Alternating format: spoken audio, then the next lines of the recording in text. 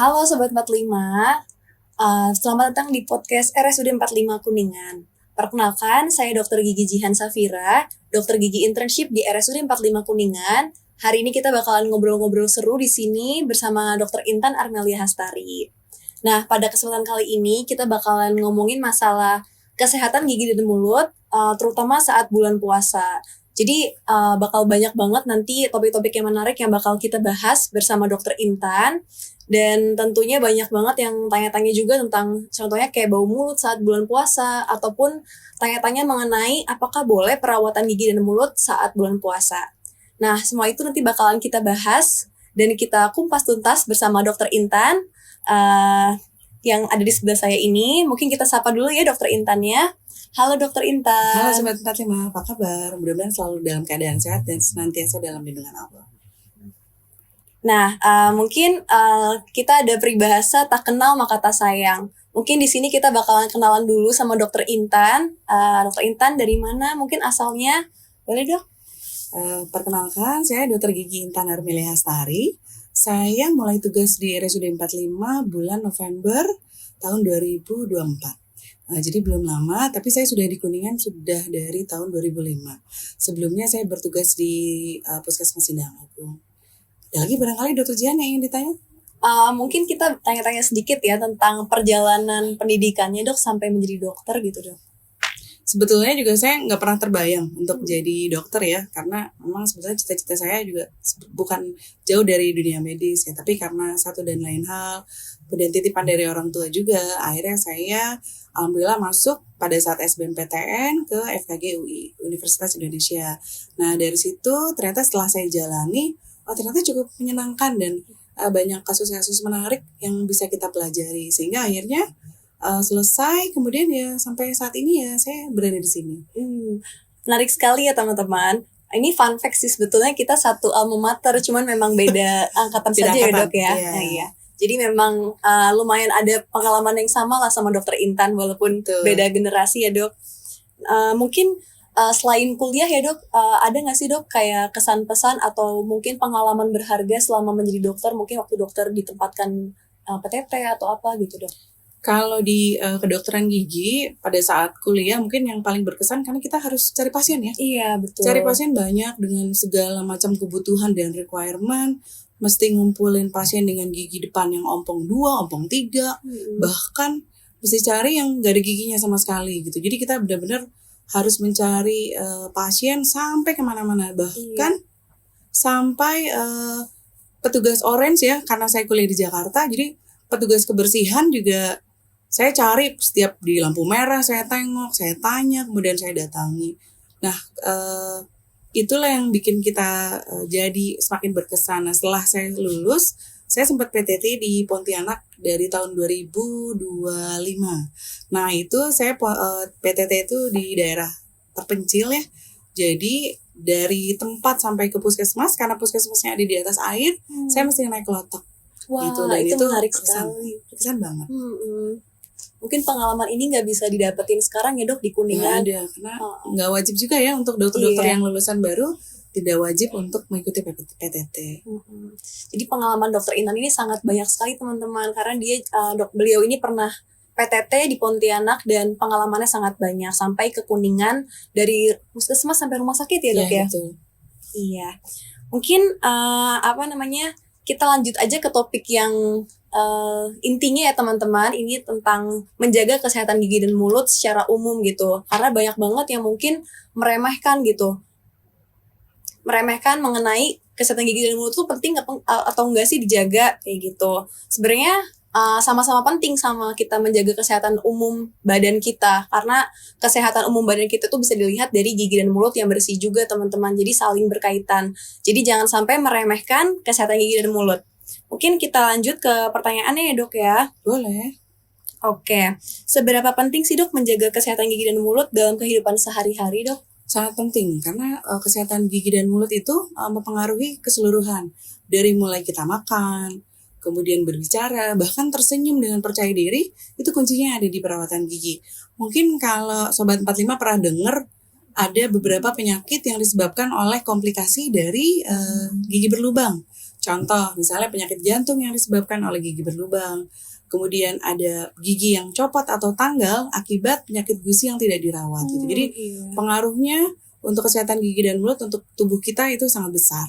Iya, sangat besar sekali ya teman-teman. Jadi bukan hanya karena gigi, masalahnya di gigi saja, tapi bisa melibatkan masalah-masalah sistemik juga ya dok ya. Betul. Bahkan gitu. Mungkin apa sih dok kebiasaan yang sering dilakukan sama orang-orang nih dok, tapi sebenarnya nggak baik gitu dok untuk kesehatan gigi dan mulut?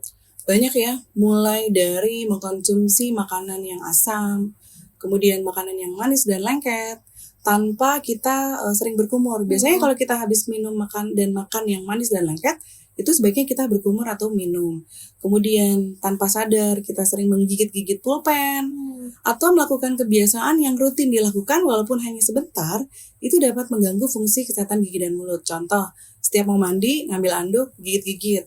Atau posisi belajar, misalnya menopang dagu, atau gigit pensil. Dilakukan cuma 5 menit, 10 menit, tapi setiap hari gitu. Itu semua dapat merubah fungsi gigi dan mulut. Selain dari itu, masih banyak. Misalnya buka bungkus ciki, pakai gigi. Gitu. Oh iya, banyak ya, sekali ya, banyak banget pokoknya. Ya. Kemudian selain itu, untuk yang seperti misalnya punya kebiasaan yang tidak disadari, kita lakukan pada saat tidur. Misalnya menggertukkan gigi.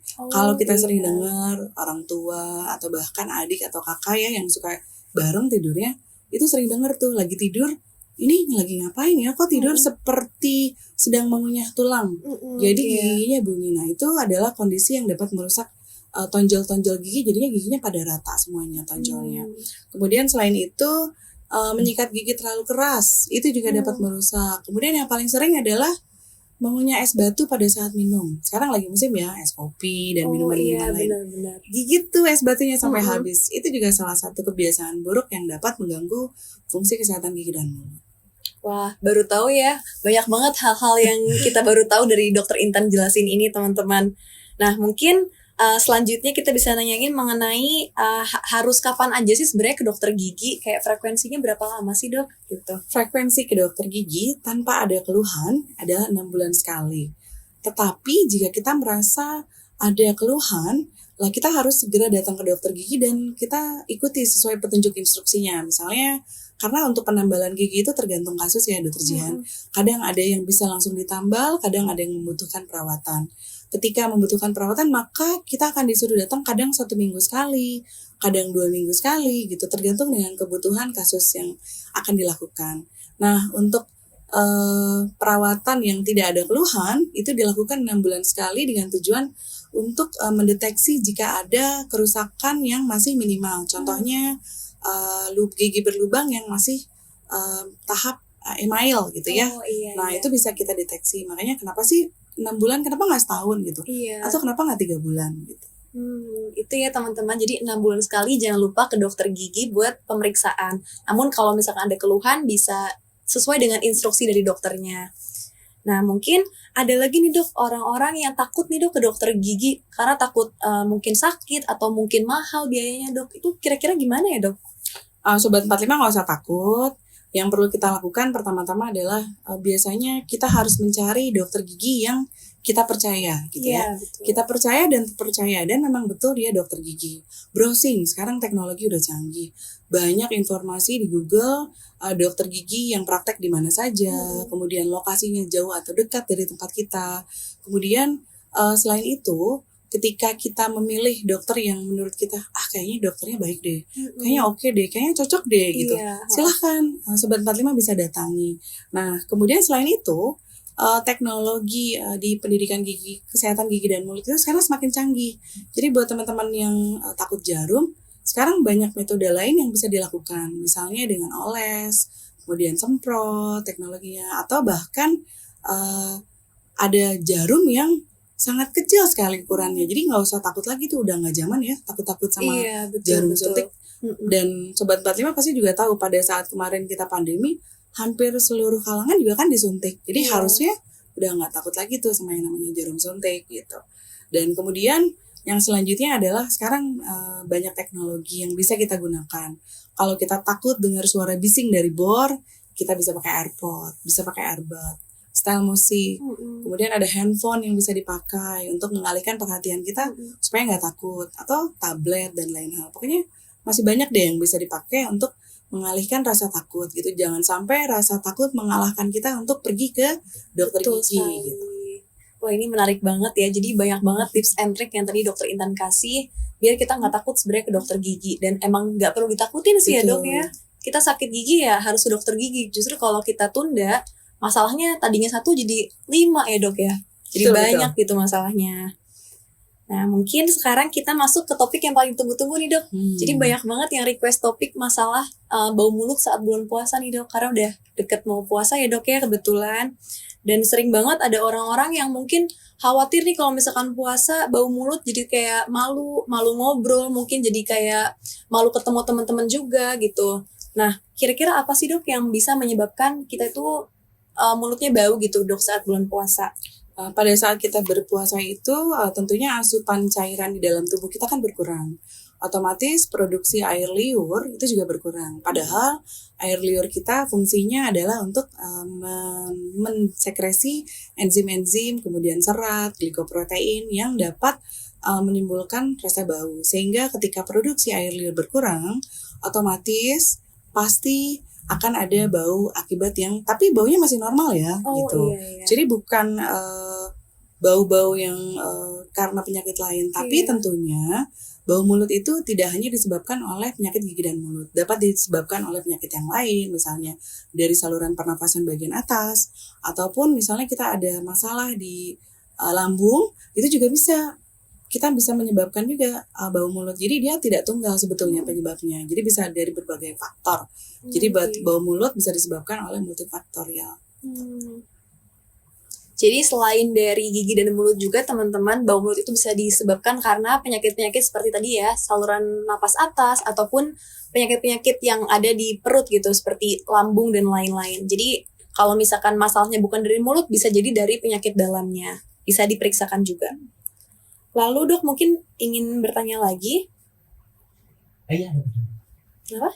Dari Instagram. Mungkin ada ada pertanyaan dari Instagram. Iya. Oke, boleh. Ini dari Yudi ID. Dok, untuk batas waktu pencabutan sisa akar gigi yang pertama ke pencabutan sisa akar gigi yang kedua itu berapa lama? Dari Yudi ID. Jadi Yudi, saya langsung jawab ya. Iya, boleh. Biasanya dilakukan ketika pasien sudah merasa nyaman, ketika sudah bisa digunakan untuk makan, idealnya minimal seminggu. Kenapa sih nggak bisa cabut kanan kiri bareng gitu ya? Iya. Kan banyak pasien kalau datang tuh maunya rombongan gitu. Jadi, Dok, gigi kanan bawah minta dicabut. Terus kemudian gigi kiri atas juga, Dok. Kok yang ini juga ditambal, Dok? Nah, itu kenapa biasanya kita nggak bisa? Karena biasanya kami mengerjakan satu sisi supaya sobat 45 bisa nyaman nanti makan di sisi yang selanjutnya, di sisi sebelahnya gitu ya. Jadi kalau kita habis cabut gigi bawah, tentunya setelah dicabut kan belum bisa langsung dipakai makan gitu. Kemudian lubangnya juga belum menutup sempurna, sehingga pasti biasanya yang kita lakukan, kecuali kalau tetanggaan ya, misalnya ada 2 gigi yang letaknya bareng sebelahan, kemudian kita bisa melakukannya dengan 1 kali suntik, nah itu bisa dicabut tuh berbarengan. Tapi kalau untuk posisi yang berbeda, biasanya kita kasih jarak minimal seminggu. Seminggu ya berarti. Jadi biar lebih nyaman ya. Siapa namanya? Yudi. Yudi gitu. Biar lebih nyaman, jadi dijedain 1 minggu biar nanti tetap bisa makan dan normal gitu fungsi bicaranya dan lain-lainnya. Ada yang ingin tanya lagi dari Instagram? Udah. Oke, kita mungkin lanjut ke topik yang tadi dulu ya, masalah bau mulut saat puasa.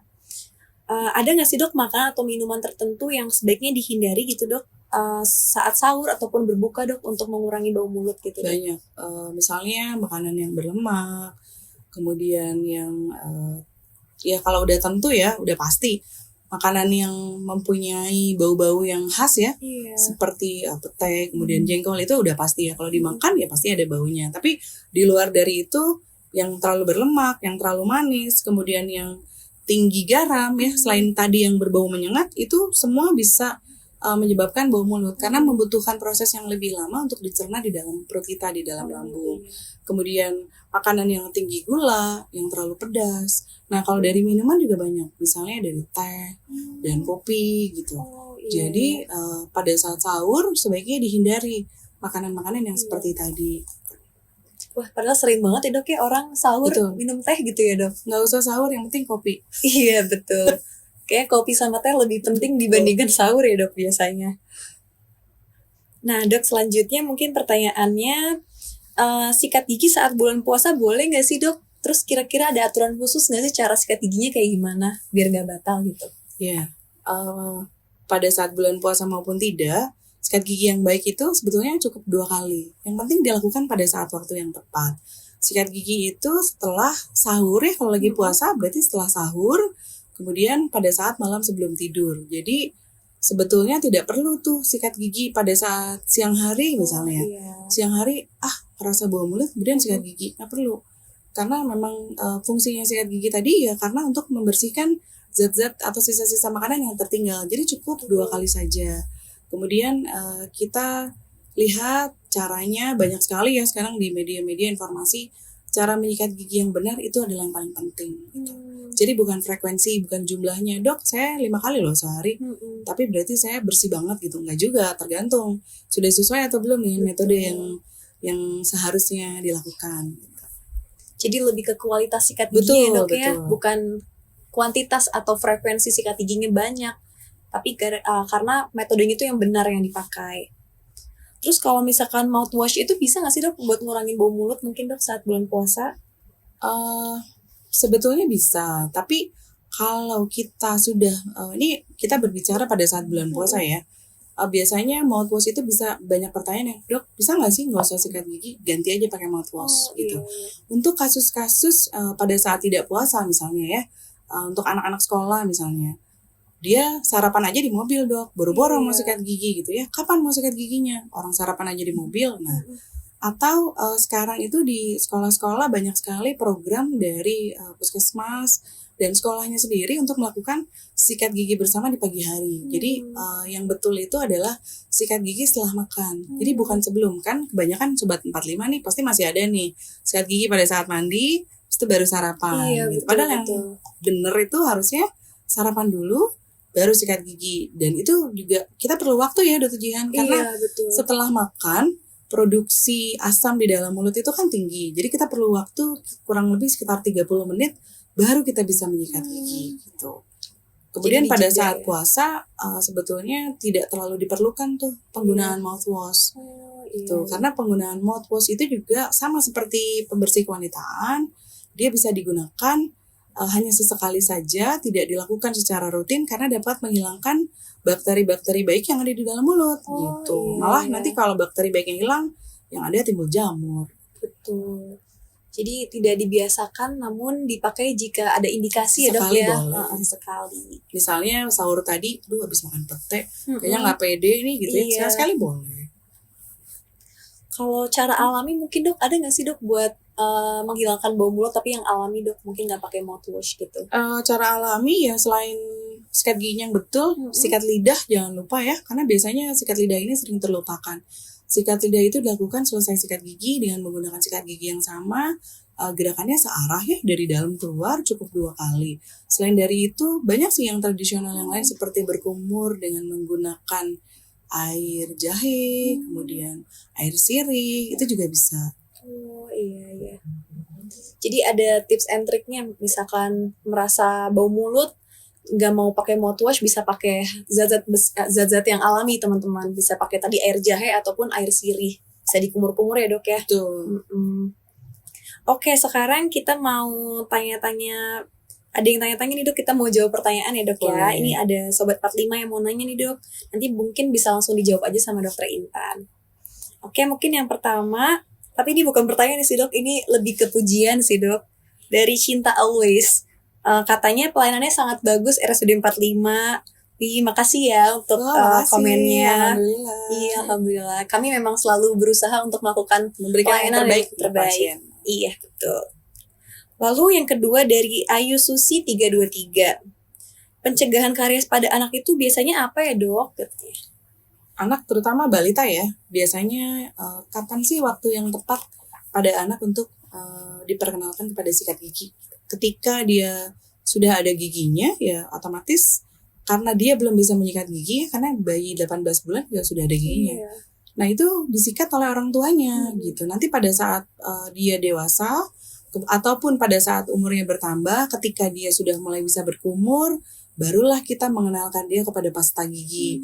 Pasta gigi juga macam-macam, harus dicek kandungannya. Kita cek ada fluoride-nya atau enggak, ada deterjennya atau tidak. Jadi kita sebagai konsumen harus pandai dan cerdas bisa ngelihat apa sih isinya di dalam pasta gigi itu, ternyata nggak semuanya oke.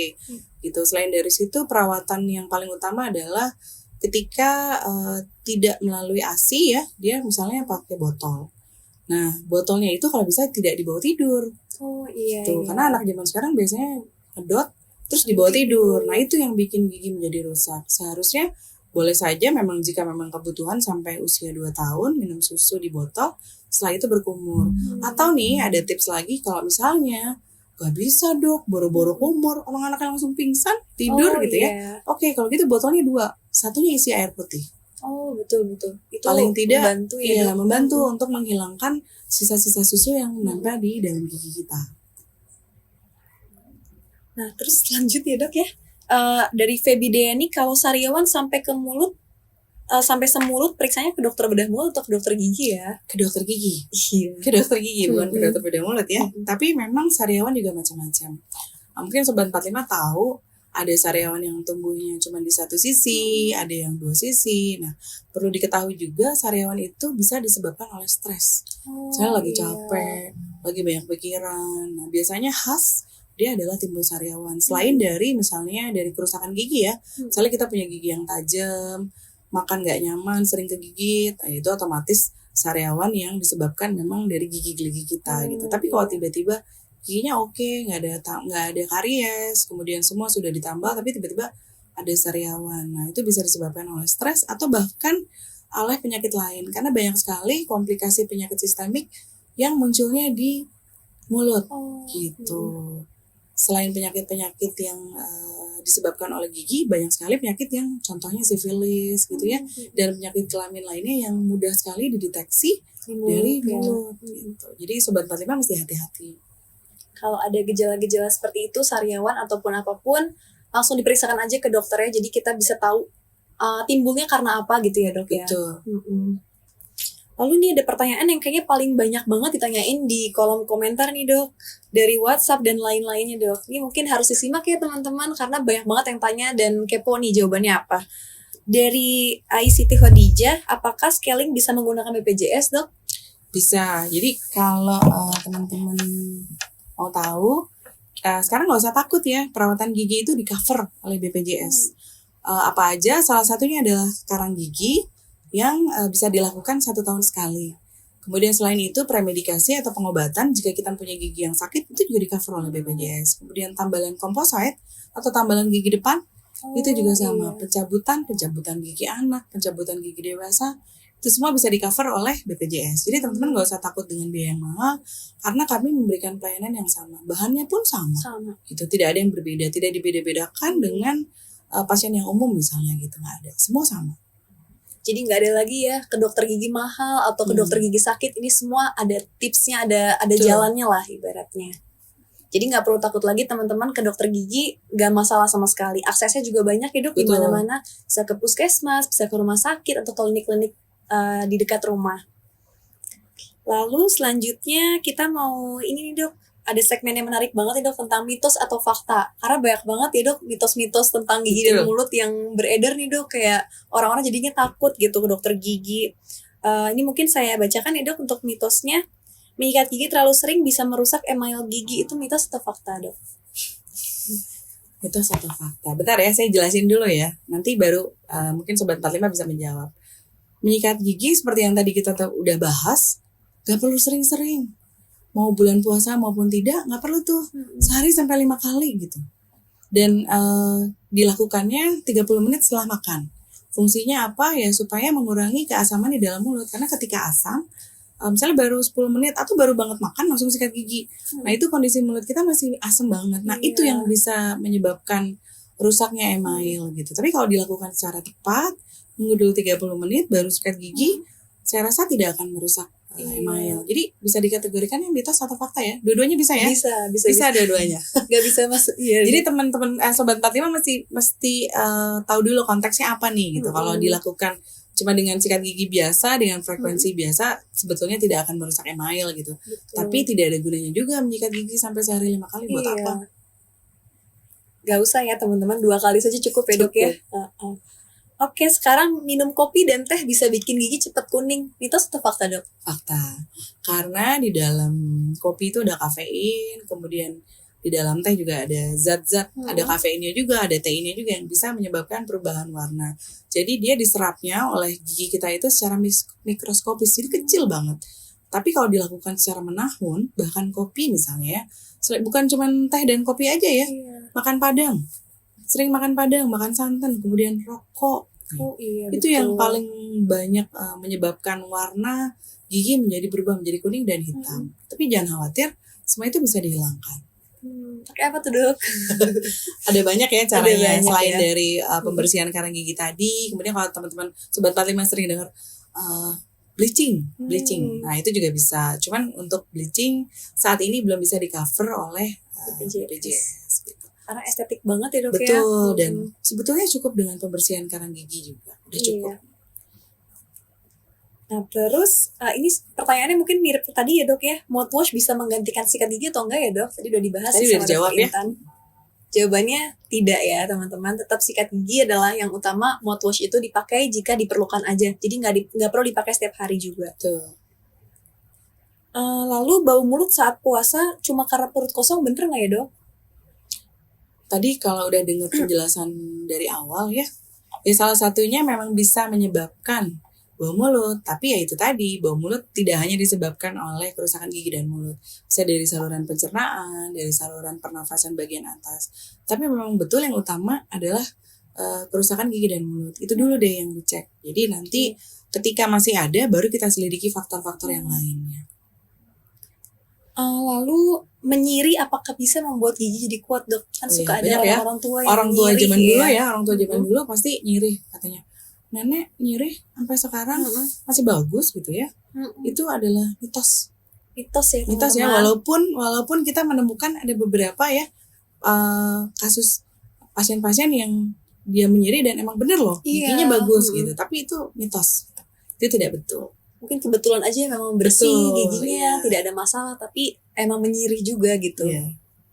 Gitu. Lalu ini juga yang paling sering bikin takut nih dok. Apakah mencabut gigi atas bisa bikin buta dok? Mitos ya, itu tidak betul. Ketika dilakukan sesuai dengan teori, dicabut oleh yang berkewenangan ya seperti dokter gigi. Jadi teman-teman Sobat 45 masih cek juga yang kita datengin bener nggak dokter gigi gitu, jangan-jangan gadungan atau yang lain gitu ya. Jadi mesti dicek juga. Makanya itu tadi salah satu tipsnya adalah cari dokter gigi yang terpercaya atau Sobat 45 percaya gitu. Jadi ketika dilakukan oleh orang yang profesional, insya Allah minim sekali komplikasi. Ataupun ketika ada komplikasi, pasti dari awal kita udah kasih tahu. Apa misalnya giginya kayaknya rapuh nih, nanti di tengah jalan pasti akan ada yang patah atau fraktur. Nanti akan kita tangani lagi atau kita cabutnya bertahap. Misalnya pasti diinformasikan pada saat awal. Jadi nggak perlu khawatir ya teman-teman, cabut gigi ditunda-tunda gara-gara takut nanti jadi buta setelah cabut gigi. Itu cuma mau cabut yang bawah aja gitu ya? Iya betul. Jadi nggak ada hubungannya dok ya. Yang penting dilakukan di dokter gigi. Betul. Mitos ya. Mungkin apakah ada pertanyaan lagi dari teman-teman di kolom komentar? Nggak ada ya? Udah selesai sih ini kak? Udah. Ada tambahan. Ada tambahan?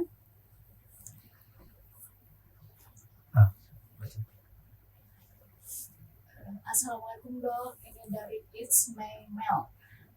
Kalau membersihkan karang gigi bisa nggak di RSUD 45 Kuningan?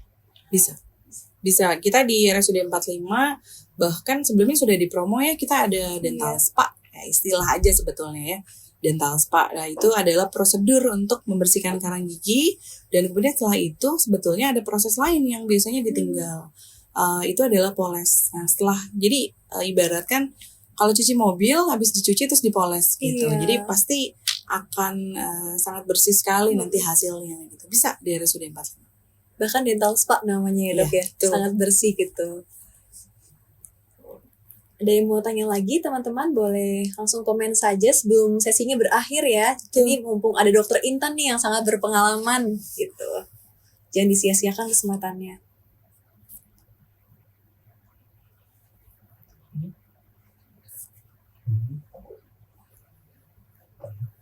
Belum ada lagi ya?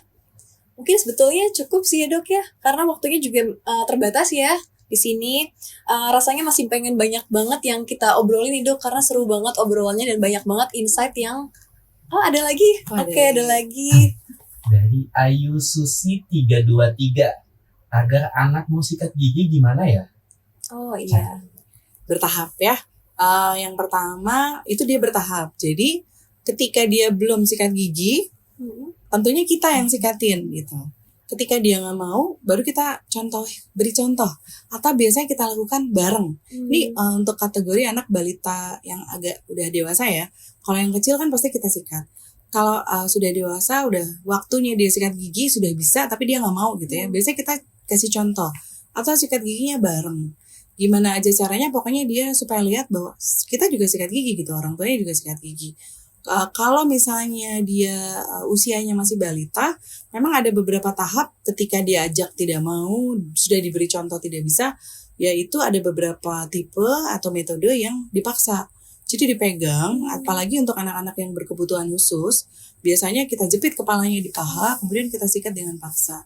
Biasanya memang untuk seminggu pertama dia pasti akan adaptasi dan masih belum mau. Tapi ketika sudah sering dilakukan, biasanya dia akan paham dan kalau bisa dibuat semenarik mungkin nih supaya sikat gigi tuh enak loh, seger loh gitu. Bahkan gimana caranya kita pilih aja, odolnya enak, odolnya wangi gitu sehingga anak mau gitu. Dan jangan membuat sikat gigi itu jadi menyeramkan atau misalnya karena sikat gigi jadi sakit gigi gitu ya. Enggak. Gimana caranya kita bikin semenarik mungkin bahwa sikat gigi adalah kegiatan yang menyenangkan ya. Paling utama sih biasanya dikasih contoh dulu. Bareng gitu sikat giginya. Gitu mungkin untuk Ibu Ayu ya. Terima kasih atas pertanyaannya. Terima kasih. Ada lagi yang ingin bertanya teman-teman? Boleh langsung bertanya saja Sobat 45.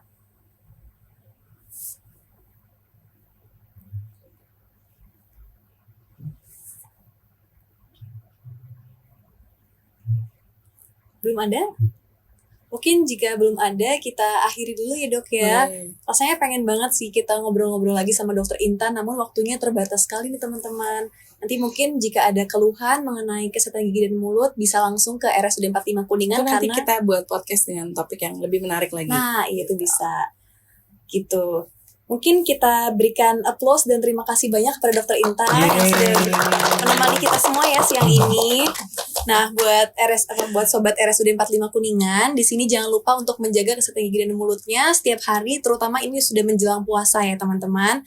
Lalu misalkan ada keluhan dan lain-lain bisa langsung ke dokter gigi ataupun ke RSUD 45 juga boleh ya dok ya. Gitu. Terus jika ada yang ketinggalan live ini, nggak usah khawatir teman-teman karena live ini ada di YouTube PKPR di RSUD 45 Kuningan. Jadi kalian bisa subscribe dan nyalakan notifikasinya agar dapat notifikasi setiap kita podcast dan lain-lain gitu. Jadi jangan lupa subscribe dan terima kasih. Sampai jumpa kembali. Terima kasih.